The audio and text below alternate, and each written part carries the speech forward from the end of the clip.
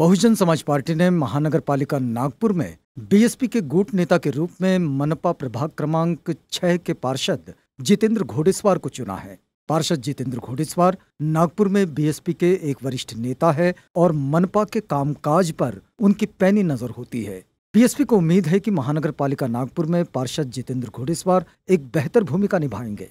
आज महानगर पालिका के बीएसपी कक्ष में एक सामान्य समारोह का आयोजन हुआ, जिसमें नागपुर के महापौर दयाशंकर तिवारी, मनपा नागपुर में नेता प्रतिपक्ष तानाजी वनवे तथा बीएसपी के कुछ नेता, पदाधिकारी, पार्षद एवं कार्यकर्ताओं की उपस्थिति में बहुजन समाज पार्टी के पार्षद दल नेता जितेंद्र घोडेस्वार का सत्कार किया गया।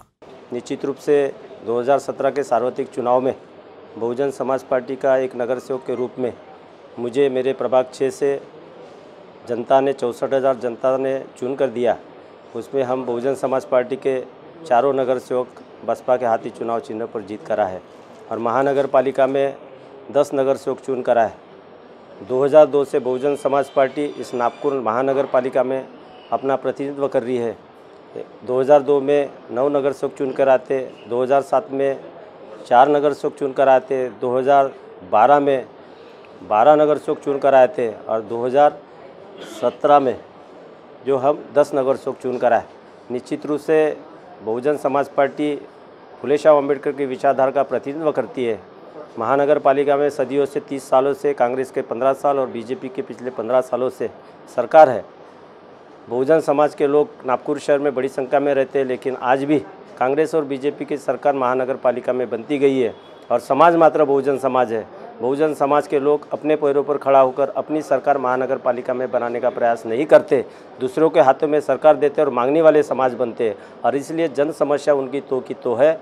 और इसलिए साथियों, निश्चित रूप से बहुजन समाज के दबे कुचले, शोषित, पीड़ित, वंचित, झुग्गी झोपड़ियों में रहने वाले आदिवासी, SC/ST, OBC समाज के लोग, ये सारे लोग अगर अपने पैरों पे खड़ा होकर अपने सच्चे नुमाइंदों को अगर महानगर पालिका में अगर चुन के भेजेंगे तो नागपुर शहर नगरी का विकास उसे देर नहीं लगेगा और उनके जो भी प्रश्न है वो प्रश्न हल होंगे।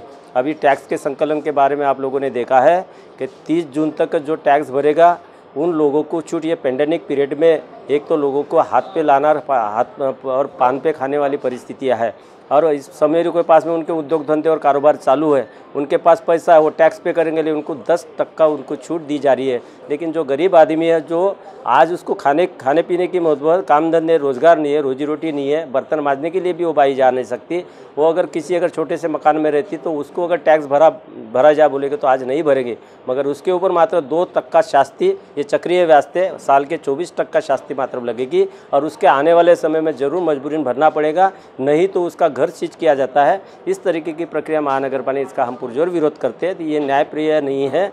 ऐसे बजट में प्रावधान किया, बहुत सारी बातें हैं। निश्चित रूप से आने वाले समय में हम ये आंदोलन करके या समाज को जागरूक कर ये समस्याओं को महापौर हो या कमिश्नर के पास में रखकर न्याय देने की प्रक्रिया करेंगे। देश के अंदर में नंगे पैर चलते हुए लोगों ने देखा है। दूसरे पैंडेमिक पीरियड में गंगा नदी के अंदर जिसको सफाई करने की बात की गई थी, वहाँ पे लाशों के ढेर बहते हुए लोगों ने देखा है। तो जिस क्षेत्र से प्रधानमंत्री चुन कर आए हैं और ये देश के 135-40 करोड़ लोगों का प्रतिनिधित्व करते हैं, मगर वो अपनी लोकसभा के अंदर में इस पेंडेमिक पीरियड में कोरोना काल में वहाँ की जनता को सेवा प्रदान नहीं कर सके, ऑक्सीजन नहीं दे सकते, अनाज दे नहीं सकते, उनके मृतकों को मतलब परिजनों की बॉडियों को उसको संचालित नहीं कर सके।